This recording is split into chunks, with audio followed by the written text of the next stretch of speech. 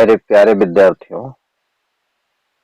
आप सभी को नमस्कार। मैं हूँ राम प्रताप। स्वागत करता हूँ राम प्रताप स्टडी सेंटर पे। आप सभी लोगों को पता है, इस चैनल पे आपको मिलते हैं कवियों के जीवन परिचय, लेखकों के जीवन परिचय। दोस्तों, उसी कड़ी में आज हम आपके लिए लेकर के आए हैं जयशंकर प्रसाद जी का जीवन परिचय। किस तरह से आप लिखें कि परीक्षा में अच्छे अंक प्राप्त हों। दोस्तों, इस वीडियो में आपको मिलेगा जीवन परिचय, आसान से तरीके से जीवन परिचय कैसे लिखें, जयशंकर प्रसाद जी का साहित्यिक परिचय व साहित्यिक परिचय के साथ साथ काव्यगत विशेषताएं। यदि आपसे लेखक के तौर पर जयशंकर प्रसाद जी का जीवन परिचय लिखने को कहा जाएगा तो साहित्यिक परिचय पूछा जाएगा। यदि कवि के तौर पर जीवन परिचय पूछा जाएगा तो आपसे काव्यगत विशेषताएं लिखने को कहा जाएगा। यदि काव्यगत विशेषताएं लिखने को आए तो आप काव्यगत विशेषताएं लिखिए। यदि आपको साहित्यिक परिचय पूछे तो साहित्यिक परिचय लिखिए। केवल जीवन परिचय पूछे तो केवल जीवन परिचय लिखिए। लेकिन मैं आपको यहाँ पर तीनों चीजें उपलब्ध करा रहा हूँ। तो चलिए स्टार्ट करते हैं।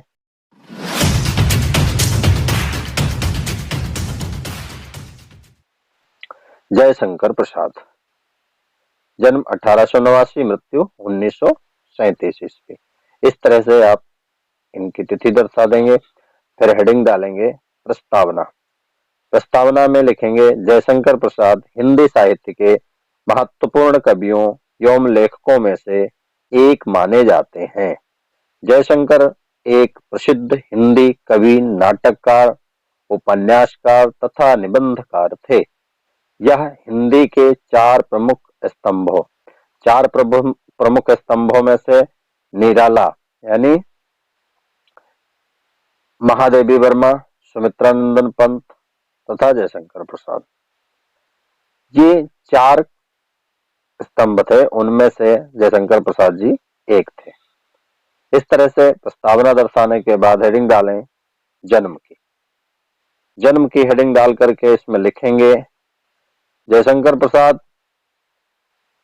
का जन्म 30 जनवरी सन 1889 ईस्वी को गुरुवार के दिन काशी के सराय गोवर्धन में हुआ था। इस तरह जन्म लिखने के बाद आप लिखना शुरू करें माता पिता। माता पिता में लिखेंगे जयशंकर प्रसाद जी की माता का नाम मुन्नी देवी तथा पिता का नाम देवी प्रसाद साहू। इनके माता पिता शिव के उपासक थे। इनके पितामह शिवरतन साहू वाराणसी के प्रतिष्ठित नागरिक थे और विशेष प्रकार की तंबाकू बनाने के कारण सुगनी साहू के नाम से विख्यात थे। इनका परिवार सुगनी साहू परिवार के नाम से वाराणसी में विख्यात था। इनके परिवार की गणना वाराणसी के अतिशय समृद्ध घरानों में थी और धन वैभव का कोई अभाव न था। इस तरह से ये एक अमीर परिवार से आते थे। उस समय वाराणसी के सबसे अमीर परिवार से जयशंकर प्रसाद जी थे। तो ये तो हुआ माता पिता के बारे में। दूसरी हेडिंग डालेंगे शिक्षा। शिक्षा में लिखेंगे जयशंकर प्रसाद जी की शिक्षा घर से ही प्रारंभ हुई। प्रारंभिक शिक्षा जयशंकर प्रसाद जी की घर से प्रारंभ हुई। संस्कृत, हिंदी, फारसी और उर्दू के लिए शिक्षक नियुक्त थे। सारे शिक्षक घर पे ही पढ़ाने के लिए आते थे। प्राचीन संस्कृत ग्रंथों के लिए दीनबंधु ब्रह्मचारी शिक्षक थे। कुछ समय बाद स्थानीय क्वींस कॉलेज में इनका नाम लिखा दिया गया, पर यहाँ वे 8वीं कक्षा तक ही पढ़ सके। आगे की पढ़ाई स्वयं की। आगे की पढ़ाई इन्होंने स्वाध्याय से की। इस तरह से इनकी शिक्षा का क्रम चला। उसके बाद में आप हेडिंग डालेंगे पारिवारिक विपत्ति। इनका परिवार विपत्तियों से घिर गया। अचानक हंसते खेलते परिवार पर दुखों की गाज गिर पड़ी। जब जयशंकर प्रसाद की उम्र मात्र 12 वर्ष की थी, तभी इनके पिता का देहांत हो गया। पिता की मृत्यु के 2 वर्ष बाद माताजी का भी निधन हो गया। जब जयशंकर प्रसाद जी की उम्र मात्र 14 वर्ष थी, तभी इनकी माताजी का भी देहांत हो गया। अब जो परिवार वैभव में लौटता था वह कर्ज में डूब गया। सबसे बड़ा दुर्भाग्य का दिन तो तब आया जब इनके बड़े भाई शंभू रत्न भी चल बसे। तब जयशंकर प्रसाद जी की उम्र मात्र 17 वर्ष थी। कच्ची गृहस्थी को इन्होंने बड़ी धैर्यता से संभाला।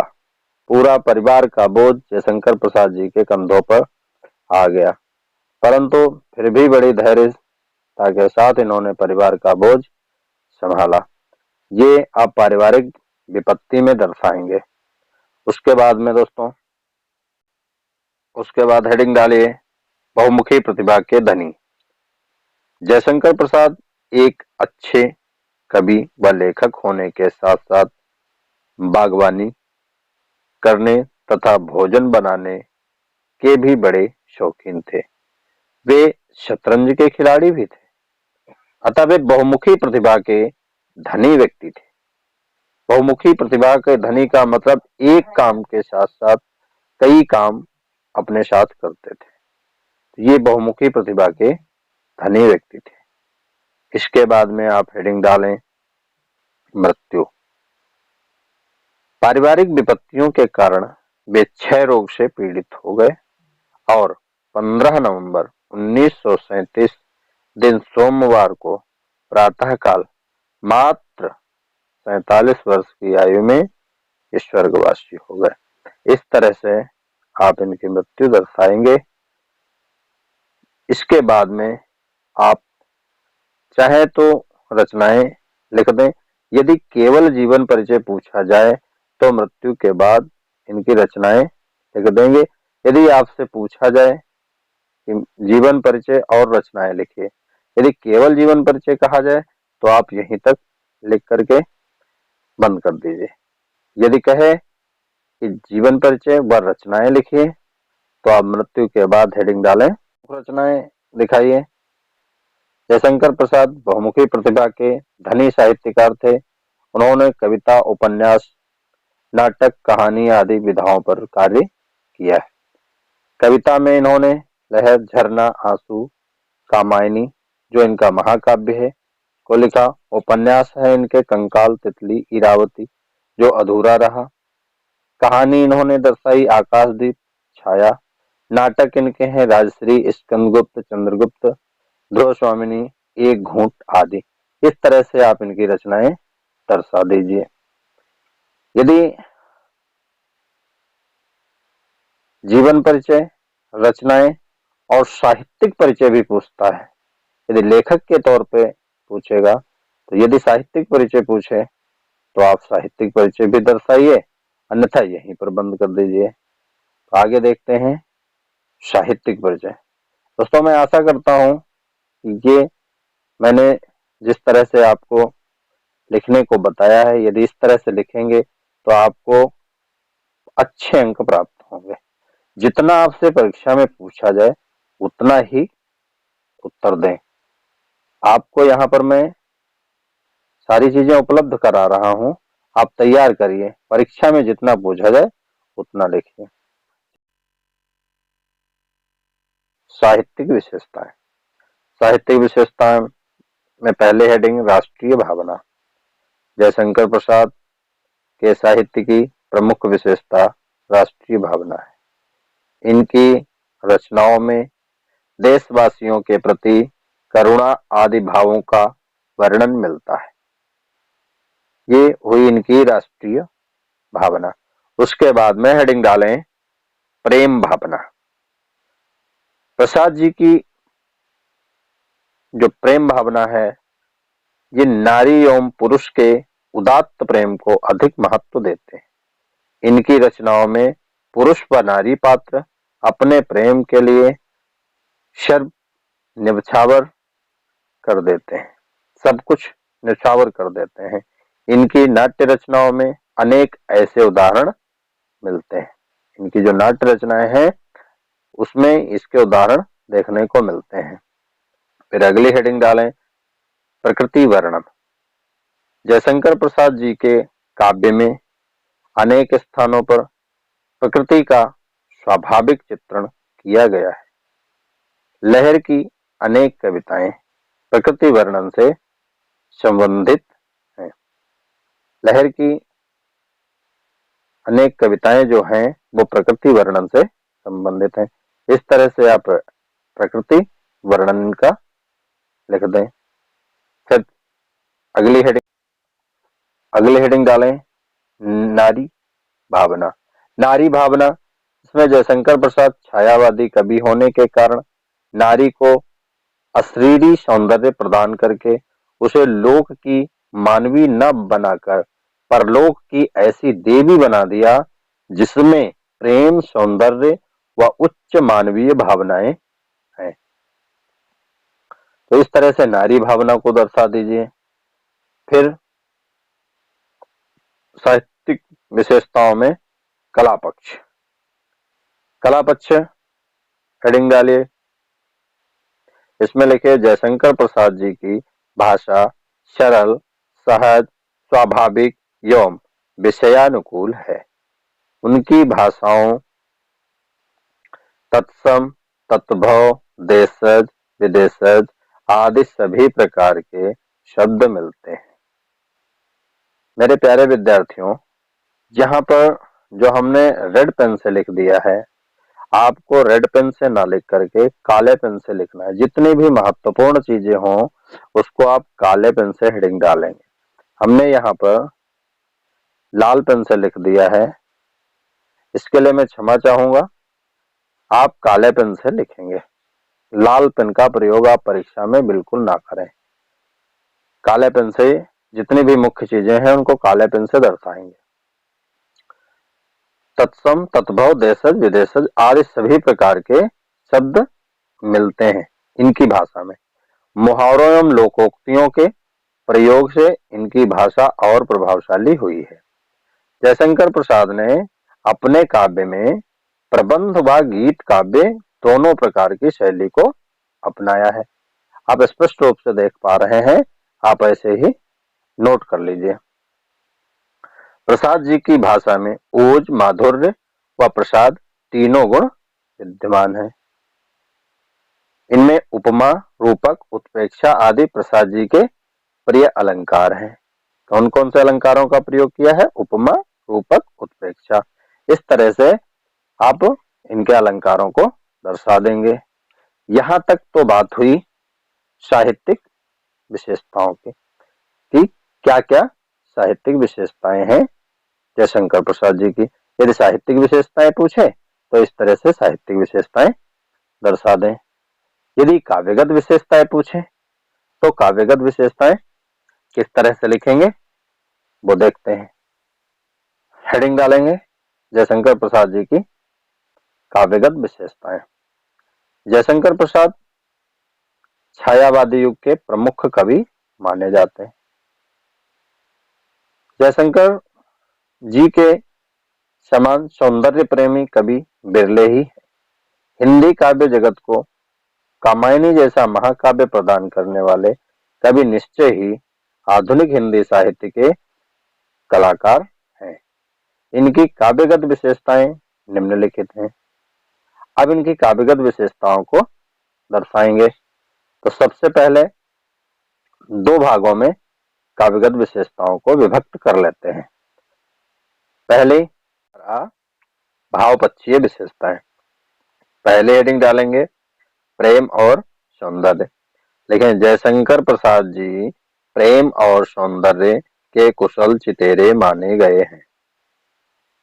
वे प्रेम की अभिव्यक्ति लौकिक पृष्ठभूमि से प्रारंभ करते हैं। प्रसाद जी प्रियतम के सौंदर्य का वर्णन करते समय चूकते नहीं हैं। उनका सौंदर्य वर्णन करने के लिए एक से एक उपमान ढूंढ लाते हैं। तो इस तरह से लिखेंगे। क्या उपमान ढूंढ लाते हैं? उदाहरण दिखा देंगे। उदाहरण में क्या लिखेंगे? काली आंखों में कितनी, काली आंखों में कितनी यवन के मद की लाली, मनिक मदिरा ने भर दी किसने नीलम की प्याली। इस तरह से देखेंगे। कामायनी के एक स्थान पर श्रद्धा का रूप अद्वितीय है, यहाँ अद्वितीय लिखा है। उसका उदाहरण देखें। और देखा वह सुंदर दृश्य नयन का इंद्रजाल अभिराम। ये रचना मिलेगी कक्षा 12 में। और देखा वह सुंदर दृश्य नयन का इंद्रजाल अभिराम, कुसुम वैभव में लता समान, चंद्रिका में लिपटा घनश्याम। चंद्रिका में लिपटा घनश्याम, यहाँ चंद्रिका है। प्रसाद जी ने प्रेमानुभूति में विरहानुभूति का भी पर्याप्त मात्रा में चित्रण किया है। इस तरह से दिखाएंगे। फिर अगली हेडिंग डालेंगे, वेदना और निराशा का स्वर। प्रसाद जी के काव्य में वेदना एवं निराशा का स्वर झलकता हुआ नजर आता है। आंसू उनके प्रेम की कहानी है, कवि स्वयं दुखित हो गया है। इस तरह से वेदना और निराशा का स्वर हेडिंग डाल करके लिखेंगे। फिर अगली हेडिंग डालेंगे, नारी की महत्ता। जयशंकर प्रसाद अपनी कामायनी में नारी श्रद्धा का रूप मानकर कहते हैं। नारी नारी केवल तुम श्रद्धा हो, विश्वास रजत नग पगतल में। नारी केवल तुम श्रद्धा हो, विश्वास रजत नग पगतल में। पीयूष स्रोत सी बहा करो, जीवन के सुंदर समतल में। इस तरह से नारी की महत्ता को दर्शाया है। फिर अगली हेडिंग डालें, देश प्रेम की भावना। इनके काव्य में देश प्रेम का भाव सर्वत्र मिलता है। देश प्रेम के गीतों में प्रसाद जी की छायावादी काव्य शैली से मधुरता और कोमलता का संचार होने लगता है। उदाहरण, अरुण यह मधुमय देश हमारा। अरुण यह मधुमय देश हमारा, जहां पहुंच अनजान क्षितिज को मिलता एक सहारा। इस तरह से एक उदाहरण देंगे। फिर अगली हेडिंग डालेंगे, आध्यात्मिक रहस्यवाद। प्रसाद जी के काव्य में हमें विभिन्न स्थानों में रहस्य भावना के दर्शन होते हैं। प्रसाद जी के काव्य में हमें विभिन्न स्थानों में रहस्य भावना के दर्शन होते हैं। इस तरह से दर्शाएंगे। फिर दोस्तों खा नंबर हेडिंग डालेंगे, कला पक्षी विशेषताएं। कला पक्षीय विशेषताएं। जयशंकर प्रसाद जी की कला पक्षीय विशेषताओं को हम निम्न शीर्षकों के अंतर्गत दर्शा सकते हैं। कौन कौन से शीर्षक? नंबर 1, लाक्षणिकता एवं प्रतीकात्मकता। लाक्षणिकता एवं प्रतीकात्मकता। इसमें लिखें, अपने सूक्ष्म भावों एवं विशेष क्रियाकलापों को प्रस्तुत करने के लिए प्रसाद जी ने लक्षणा और व्यंजना का अपने काव्य में आश्रय लिया है। इस तरह से दोस्तों इस हेडिंग के अंतर्गत लिखेंगे। अगले हेडिंग डालेंगे, फिर बिंबात्मकता। बिंबात्मकता में लिखेंगे, जयशंकर प्रसाद ने अपने काव्य में बिंब विधान का पर्याप्त प्रयोग किया है। जयशंकर प्रसाद ने अपने काव्य में बिंब विधान का पर्याप्त प्रयोग किया है। कामायनी और आंसू में अनेक बिंब देखने को मिलते हैं। फिर अगली हेडिंग डालेंगे, छंद विधान। छंद विधान में लिखेंगे, प्रसाद जी की प्रारंभिक रचनाएं ब्रज भाषा में हैं। इस कारण इनमें कवित्व और सवैया छंदों की प्रधानता है, किंतु बाद के छंदों में विविधता है। बाद के छंदों में विविधता है। प्रसाद जी ने अपने प्रसिद्ध महाकाव्य कामायनी में नाटक और वीर छंद को अपनाया है। कहीं कहीं गति भी है। कहीं कहीं क्या है? गति भी है। ये छंदों में आंसू में आता है। प्रसाद छंद का प्रयोग है, जबकि अपने प्रेम पथिक की रचना प्रसाद जी की अपनी रचना है। फिर अगली हेडिंग अलंकार योजना। अलंकार योजना हेडिंग डाल करके लिखेंगे, प्रसाद जी के काव्य में उपमा, रूपक, उत्प्रेक्षा, यमक, श्लेष आदि अलंकारों के प्रयोग मिलते हैं। इस तरह से इनकी अलंकार योजना दिखाएंगे। फिर अगली हेडिंग डालेंगे, भाषा पर प्रसाद जी का पूरा नियंत्रण रहा। उन्होंने खड़ी बोली को अपनी काव्य भाषा बनाया।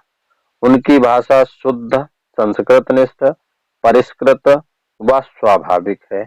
उनकी भाषा उनके व्यक्तित्व को प्रकाशित करती है। इस तरह से इनकी भाषा दर्शाएंगे। तो दोस्तों, उम्मीद करता हूं कि यह जीवन परिचय, साहित्यिक परिचय व काव्यगत विशेषताएं जयशंकर प्रसाद जी की आपको अच्छे से समझ में आ गई होंगी। इस तरह से आप याद करके परीक्षा में इसका लाभ लेंगे। इसी उम्मीद के साथ मैं आप लोगों से विदा लेता हूं। मिलूंगा अगले वीडियो में। तब तक के लिए नमस्कार। दोस्तों, यदि चैनल को सब्सक्राइब नहीं किया है तो सब्सक्राइब कर लीजिए। लाइक करने में 1 सेकंड लगता है, वीडियो को लाइक कर दीजिए, ताकि यदि चैनल को सब्सक्राइब करके बेल आइकन दबा दिया है तो आपको जैसे ही वीडियो अपलोड होगा तुरंत नोटिफिकेशन मिल जाएगी। तो दोस्तों, कर लीजिए सब्सक्राइब, कर दीजिए लाइक। मिलते हैं अगले वीडियो में, तब तक के लिए नमस्कार।